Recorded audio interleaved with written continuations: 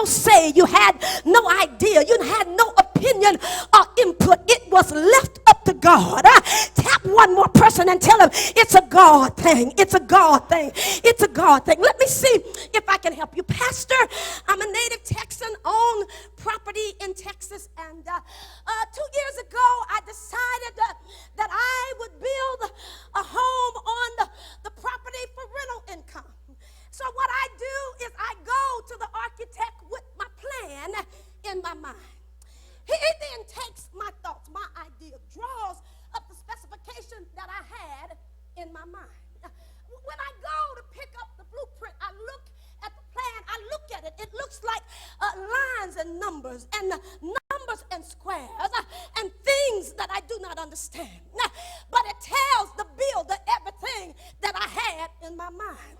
So now when the project is finished, my oldest daughter, the one that was on season 4 Sunday best, she and I take the 6-hour drive from Memphis to Texas to view the finished product. We're doing a walkthrough. When we get in the kitchen, she looked at me and she says, "Mother, you didn't tell me there would be granite countertops." And my reply to her was, "Oh yeah, baby, it was in the plan." What are you saying, Ruby? I'm trying to tell you that there are things in you. You don't even know that it's there. The greatness of God, untapped potential that God is trying to get out of you. But when God gets through working on you, when he gets through sending you through the fire and putting you through the flood and letting the storm rage in your life like wildfire, you're going to be better than you even think. Well, how do you know, Ruby? According to Ephesians 3:20, now unto him who is able to do exceeding. Is there anybody here that know that God can do more than you can imagine? Is there anybody here that still believe if you can think it, God can supersede it? God is not interested in getting good out of you. What God wants to do is bring out the best in you. Somebody jump to your feet and shout, "Work on me, Jesus."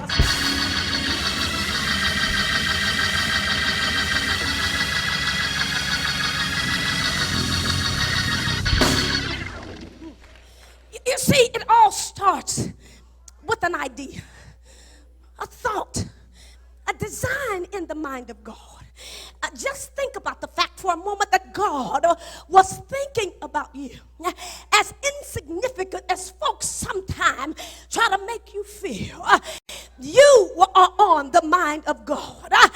But in order for God to bring you to an expected end, he has to take you through the process. Somebody help me say the process. You see, the plan is simple, but the process now is difficult.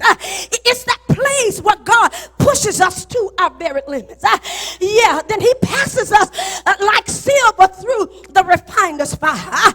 And then God road tests you inside out. And if that's not good enough, he takes you to hell and back just so he could stamp his seal of approval on you. I feel like preaching in here. I wish I could get somebody to shout, "Preach, woman of God."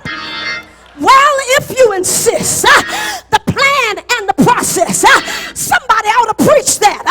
The plan and the process. You see, in the process now, you will shed tears of sorrow, have many questions for tomorrow, but you got to just trust God because he know how to take what the enemy meant for evil.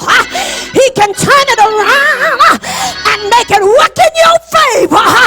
Can I get you to lean on somebody and tell them it's working in my favor? It may not look good, it may not feel good, but it's going to work out for good. Somebody help me say, "In my favor."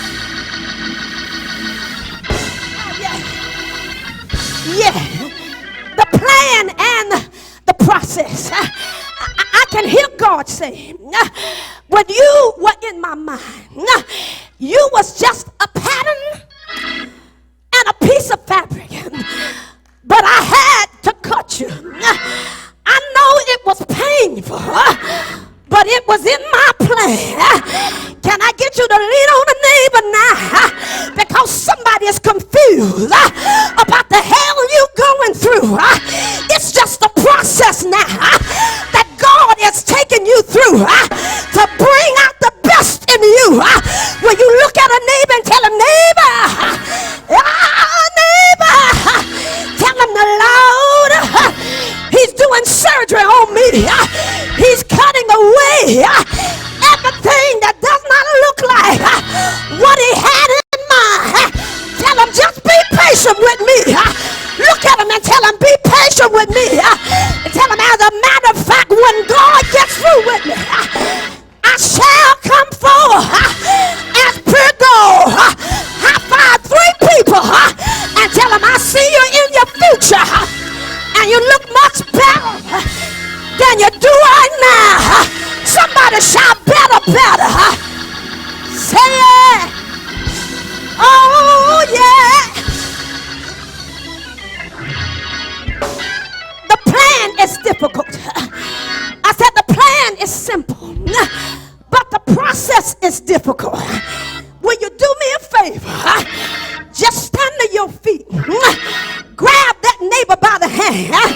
If they don't act like they don't want to be bothered with you, squeeze it real tight and tell them, neighbor, don't let that hand go until you're absolutely convinced they believe every word you say. Tell them, neighbor, oh neighbor, the reason why I went through some of the stuff that I went through, tell them it was in God's plan.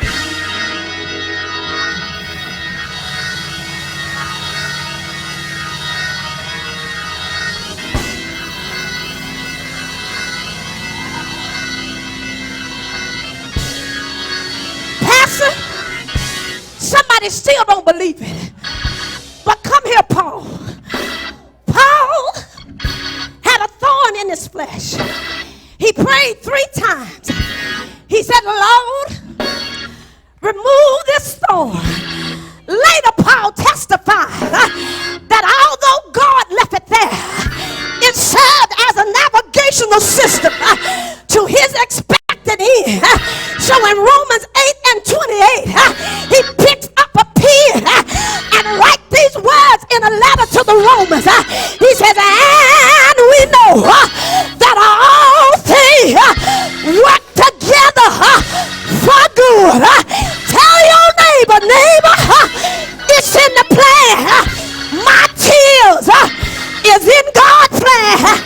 My heartache was in God's plan. My sickness and my suffering, somebody help me say, in his plan.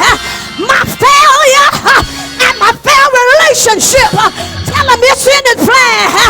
My instigators and my haters, my enemy and my foe, somebody, anybody, everybody, wave your hand and shout, it's in the plan.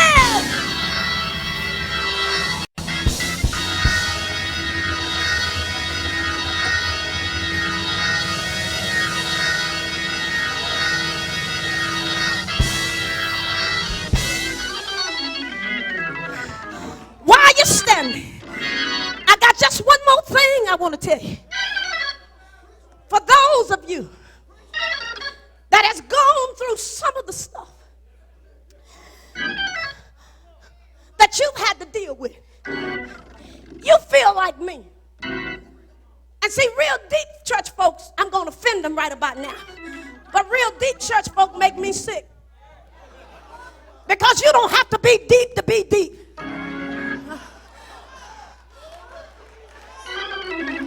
I'm talking about church folk that's so deep when you speak to them, they speak in tongues. Talking about shana, and we need an interpreter of the tongue to tell us all you said was how you doing.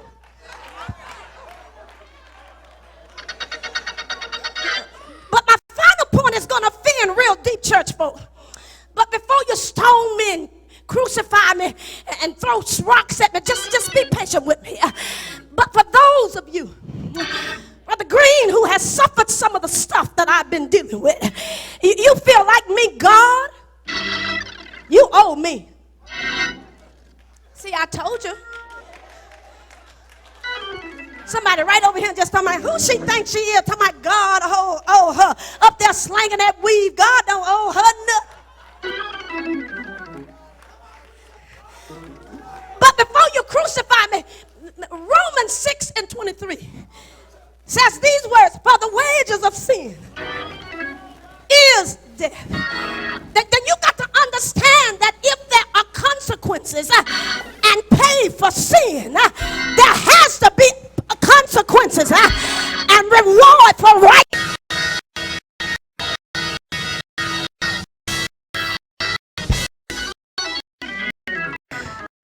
Are you standing? I got just one more thing I want to tell you. Those of you that gone, I spoke to some folk that I know.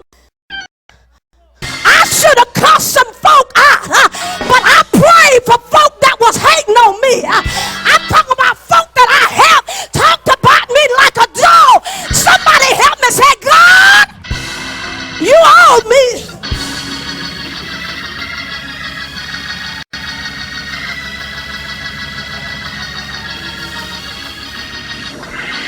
Big Mama, can I just act like I'm at home? Come and help me. You must understand that God's plan, I'm ready to get out of here now, is to bring you to an expected end. You got it, just that everything God allowed to happen in your life, it was just to bring out the best in you. You see, God, he's not interested in patching you up, but God is interested in bringing you to full maturity. Say yeah, because when God looks at you, he does not see a work in progress, but when God looks at you, he sees a finished product. When I look at you, I see a work in progress, but when God looks at you, he already sees the finished product. Tell your neighbor, I am what God said I am. I'm the head and not the tail. I'm a lender and not a borrower. I'm above and not beneath. I am redeemed. I am blood washed. I am an overcomer. I am victorious.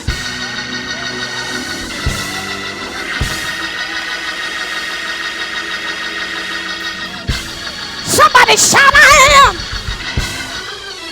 Somebody shout, I am what God said I am. Tell your neighbor, neighbor, tell him I'm not going to wait for the prophet to tell me what I am. Tell him I'm going to open my mouth and prophesy to myself. So now, let the weak say I'm strong. So now, let the poor say I'm rich. Shout it again, I am.